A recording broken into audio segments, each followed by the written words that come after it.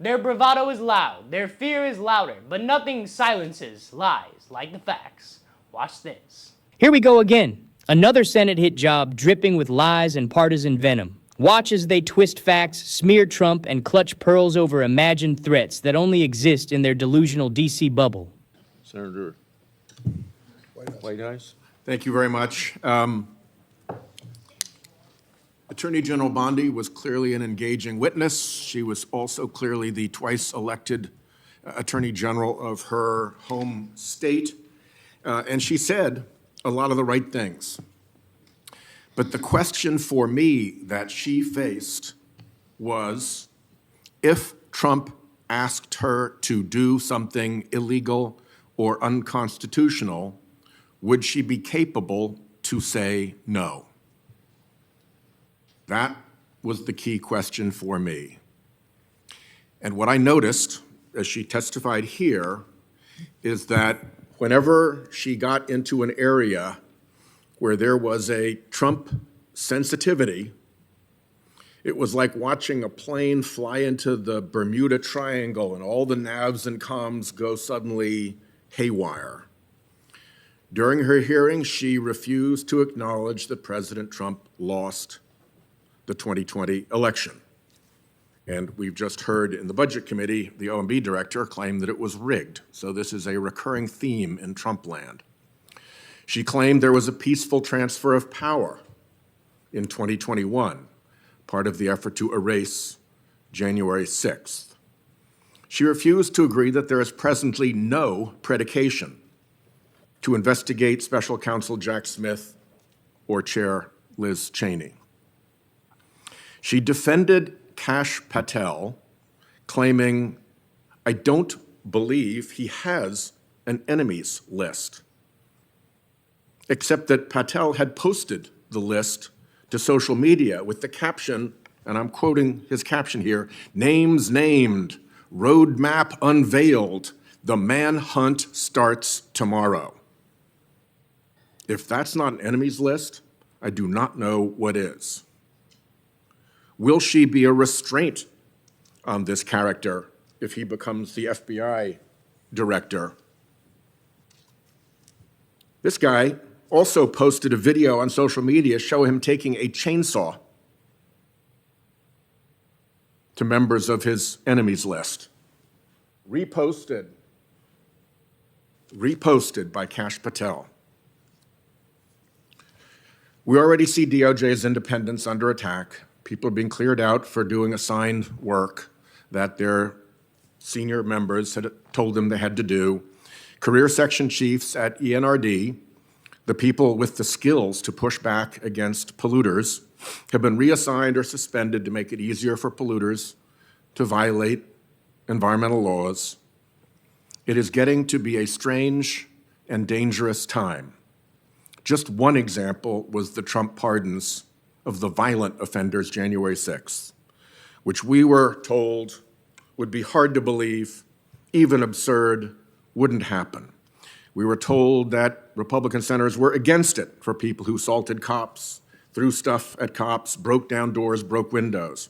We were told if you committed violence, obviously, you shouldn't be pardoned. That by the now vice president.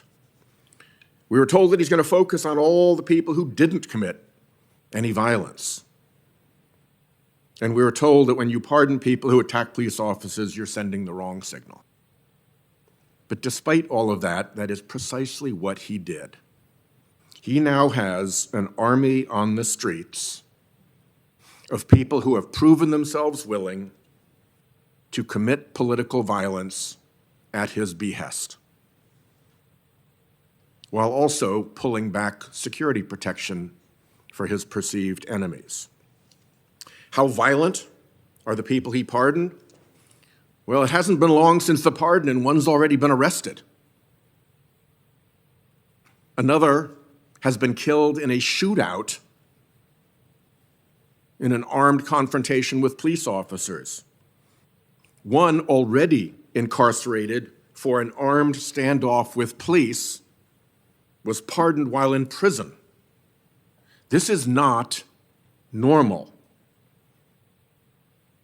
It's just one example of the way things are going. And somewhere, somehow, someone has to have the spine to say no. And I have regrettably concluded, based on watching that airplane spin into the Trump Bermuda Triangle, that Pam Bondi will not be that person, so that is why I voted no.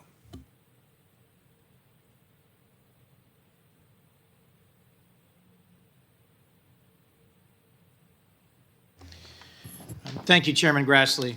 As I've said in a number of confirmation hearings, when I consider whether to vote. What you just heard was not an honest evaluation of a nominee. It was a full-throttle political assassination attempt dressed up in fake concern for the rule of law. And leading the charge, Senator Whitehouse, the poster child for sanctimonious grandstanding, doing what Democrats do best: fabricate a crisis, demonize their opponents, and pretend they're the guardians of democracy while trampling it underfoot. Let's break this circus down. First smear. He opens by questioning whether Pam Bondi, a twice-elected attorney general, would say no to Trump if asked to do something illegal. This is classic Democrat lawfare rhetoric. Create a hypothetical crime with no evidence, then demand a loyalty oath against it. They've pulled this stunt before with Brett Kavanaugh, Amy Coney Barrett, and anyone else Trump dares to appoint. They don't care about actual qualifications. They care about ensuring no one loyal to Trump ever holds a position of power. Notice the loaded imagery, comparing her testimony to a plane flying into the Bermuda Triangle. Translation: whenever she refuses to regurgitate their anti-Trump talking points, they declare it's going haywire. This is the swamp's way of saying she didn't bend the knee, therefore she's unfit. Second smear. The senator goes on about how Bondi refused to acknowledge Trump lost the 2020 election. Let's be clear. This is their obsession. They've turned political opinion into a litmus test for public service. They demand every nominee to parrot the narrative. 2020 was perfect, no fraud, move along. And if you don't, even if you simply decline to opine, you're branded a threat to democracy. The irony? These same Democrats spent 4 years claiming 2016 was stolen by Russia. Hillary Clinton still hasn't accepted her loss, but apparently that's fine because she's one of them. Third smear, White House claims Bondi was erasing January 6th by calling it a peaceful transfer of power. Nonsense. January 6th was a riot, not an insurrection, and it ended the same day. Biden was certified, Trump left office, and power transferred exactly as the Constitution dictates. But Democrats need to inflate that day into a permanent scar to justify their political persecution of Trump supporters. If they admit the transfer of power happened, their whole democracy almost died narrative collapses. Then comes the Kash Patel hit job. White House dredges up a social media post with a so-called enemies list and tries to hang it around Bondi's neck for defending Patel. This is guilt by association on steroids. The man's rhetoric online doesn't make him a domestic terrorist, but the left will pounce on any colorful language to feed their dangerous MAGA narrative. Meanwhile, they look the other way when left-wing activists openly threaten conservatives, dock Supreme Court justices, or riot in the streets. The environmental law tangent is pure theater. White House paints a picture of DOJ career staff cleared out so polluters can run wild, as if Trump's mission was to poison America. No mention that these career officials are often entrenched bureaucrats pushing radical environmental rules that kill jobs, raise energy costs, and bypass Congress entirely. Democrats treat bureaucratic resistance as heroic, but when Trump cleans house, suddenly it's the apocalypse. Then we hit the January 6th pardon outrage, the crown jewel of his fear-mongering. White House claims Trump pardoned violent offenders and now has an army ready to commit political violence. This is pure paranoia and projection. The left's own activist mobs have burned cities, assaulted police, and destroyed livelihoods for years under the banners of justice and equity. Where's White House's outrage over the BLM and Antifa rioters who walked free thanks to Democrat DAs and Biden donors bailing them out? He cherry-picks examples. One pardon recipient arrested again, another killed in a shootout, another involved in a standoff years prior. Does that mean every person pardoned pardoned by any president who later reoffends is proof of an army? Of course not. But logic doesn't matter here, only the narrative. And the narrative is simple. Trump is dangerous, his supporters are violent, and anyone loyal to him must be stopped.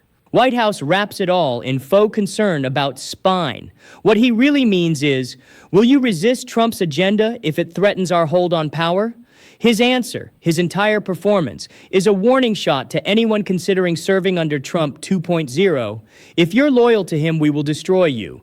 This isn't about Pam Bondi's fitness. It's about blocking any Trump-aligned figure from positions of influence. It's about preserving the deep state's ability to undermine the America First agenda. And whether it's cleaning up the DOJ, draining environmental radicalism out of the bureaucracy, or defending the right to dissent from the official 2020 narrative. And that's why this matters. Every attack you just heard is part of a larger pattern. Weaponizing confirmation hearings to purge conservatives from government. This is how the swamp protects itself, by turning loyalty to Trump into political poison.